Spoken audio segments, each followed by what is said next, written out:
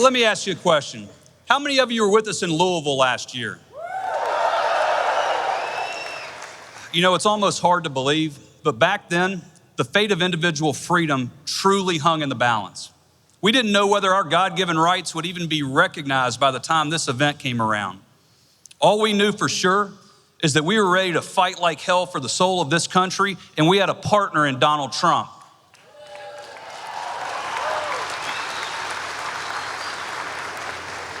Now, he wasn't the establishment's candidate, and he sure wasn't the media's candidate. He was our candidate, the most proudly pro-Second Amendment nominee in American history. So we made the earliest endorsement for president in the NRA's history, and all of you had his back from that moment on. But the media, they drew their knives from the very beginning. I've never seen a more vicious, cutthroat, and no-holds-barred attempt to destroy a candidate. They didn't just want him to lose, they wanted to leave him utterly disgraced. As the summer wore on, the fight got ugly. There were times when we were the only group in America with the guts to stand and fight for Donald Trump. You kept your focus where it mattered, protecting and defending the Constitution of the United States. And on Election Day, NRA members and gun owners stormed to the polls in an act of sheer defiance of the elites. And on Inauguration Day, our candidate became our president.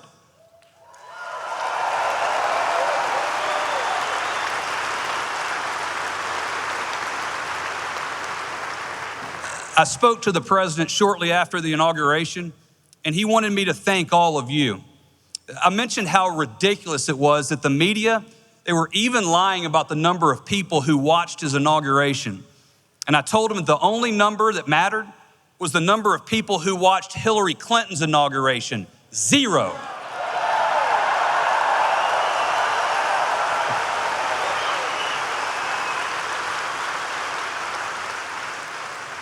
We can laugh now, but there was nothing funny about the threat we faced when we met last year.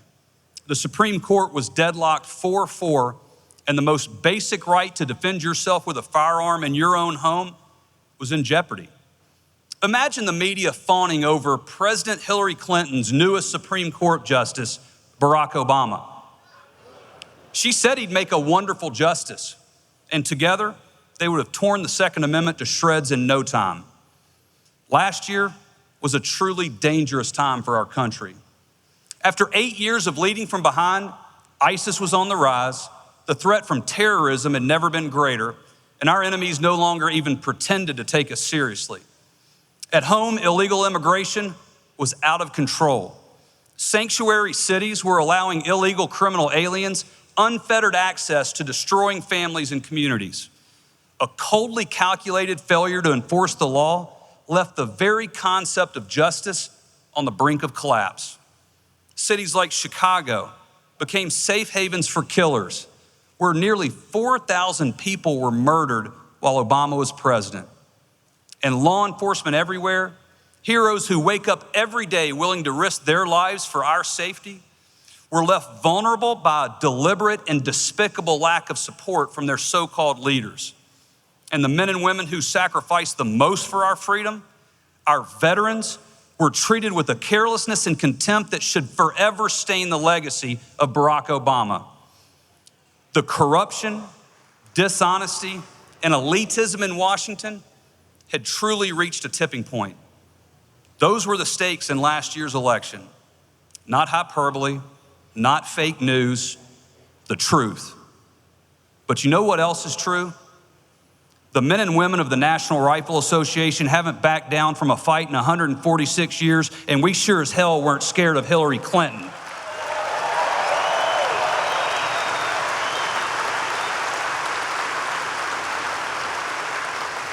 So we made sure every American understood the catastrophic consequences of Hillary in the White House. Please take a look.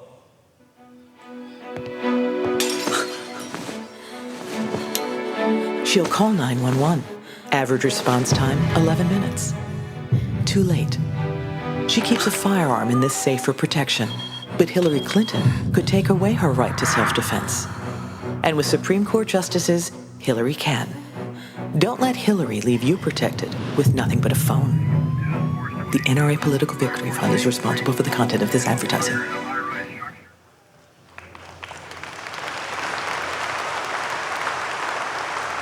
That's the America we could be living in right now.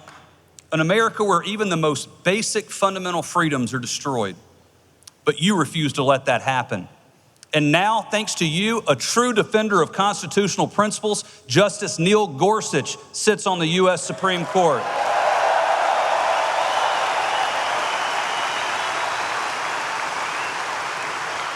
His appointment alone is a monumental victory for American freedom, but you accomplished even more than that. How about Vice President Mike Pence?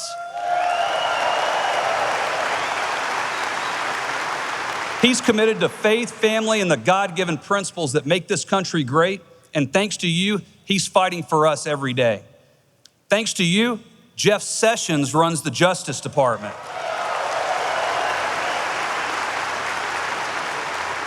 Now, it's going to take a hazmat suit to clean up the poisoned, politicized disgrace of a legacy left by Eric Holder and Loretta Lynch. But if anyone has the passion and the integrity to restore the rule of law, it's Attorney General Jeff Sessions. Thanks to you, Thanks to you, our enemies truly fear us once again because General James Mad Dog Mattis runs the Department of Defense.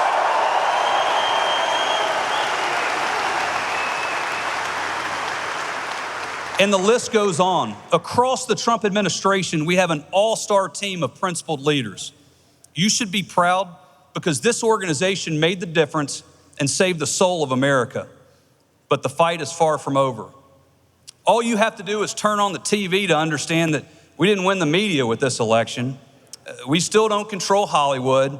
And Michael Bloomberg, well, he's still short, rich, and angry. And they're such hypocrites.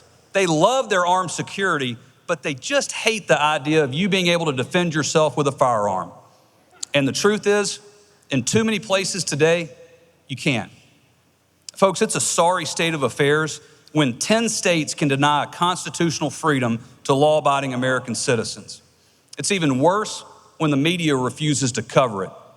They won't report that honest, well-meaning people, nurses, stay-at-home moms, veterans, even a disaster relief worker, have been charged with felonies for simply having a lawfully owned firearm. Each was legally licensed to carry a gun in their home state, but arrested and charged as criminals when safely carrying it through another, less free state. It's an absolute outrage, and it goes unreported day after day. Look, this freedom makes a life or death difference in innocent people's lives. It isn't just illegal for states to deny it. It's downright immoral, and it needs to change. But for that to happen, it'll take the same intensity and moral purpose that we brought to last year's election. I don't care how long it takes, but we can and we will make Congress pass national right to carry reciprocity.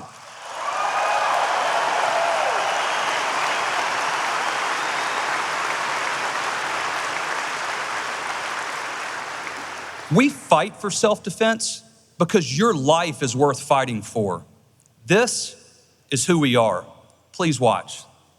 A man attacked me in a parking garage, tried to stab me with an 8-inch knife, but I carry a pistol. I fight back. That's why I'm still here. Every woman has a right to defend herself with a gun if she chooses. Hillary Clinton disagrees with that. Don't let politicians take away your right to own a gun.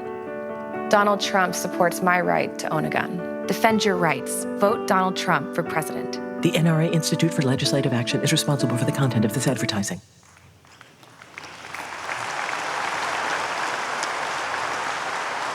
Folks, it's not easy to tell a painful personal story like that, much less on national television. And to do it in the heat of a brutal and violent election takes a special kind of courage. But that's Christy. She was ready to do everything she could to make sure other women never have to experience the hell that she went through. Christy endured hateful, vicious attacks on social media just for speaking her mind. They tried to bully and intimidate her into silence, but she stood strong. She weathered the storm, and she didn't back down, not 1 inch. Christy is a life member of the NRA, and she'll never be alone because she's got 5 million of us watching her back. She's with us today. Christy, please stand and let us all thank you.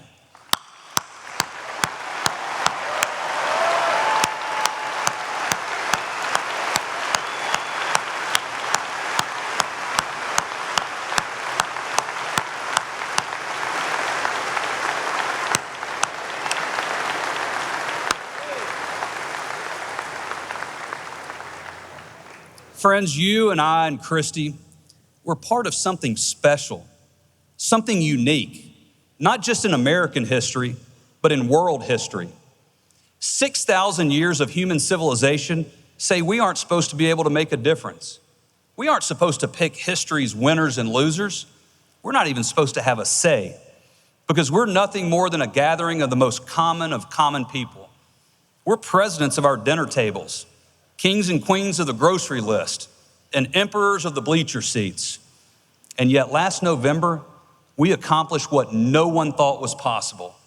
We didn't just swing an election, we altered the course of history.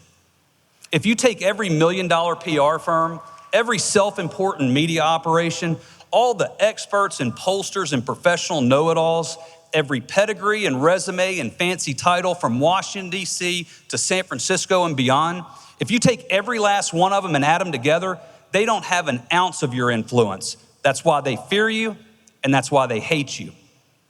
From the bottom of my heart, there's no other place in the world I'd rather be than fighting by your side. You are the most committed, most principled, and most worthy group of modern-day patriots, and I am truly humbled to serve on your behalf. I don't care if we're the only people in the arena. I don't care who we're up against. I don't care how lonely it gets or how tough it gets. We will never stop fighting for this country and this freedom. If we stick together, there's nothing we can't achieve, no enemy we can't defeat, and no battle we can't win. Let us vow on this day that November was more than a temporary moment. It was a permanent political red line for every would-be holder of power. If you run against the Second Amendment freedom of everyday American citizens, you put your future in direct opposition to the most powerful grassroots force in history. We are the National Rifle Association of America, and we are now and forever freedom's safest place. Thank you.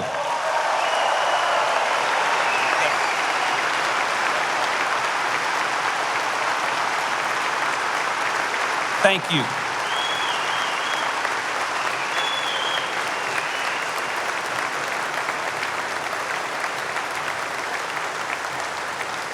Thank you. You know, the National Rifle Association is the only organization in the world that can make a rightful claim to that phrase, freedom's safest place. Above all, that's a testament to you, the 5 million men and women of the NRA. But 37 years ago, that number wasn't 5 million. It was barely 1 million. And the idea that a bunch of everyday average people had enough power to pick the president of the United States was hard to fathom. There's one man who's seen this monumental change firsthand for nearly the past 4 decades. In his time as the leader of our organization, he's gone toe-to-toe with governors, senators, and yes, presidents. He's called out fake news on behalf of gun owners for his whole career. And when he's been faced with the most intense pressure to give in, to give up the freedom generations of veterans have fought and bled for, he's never backed down, not 1 inch.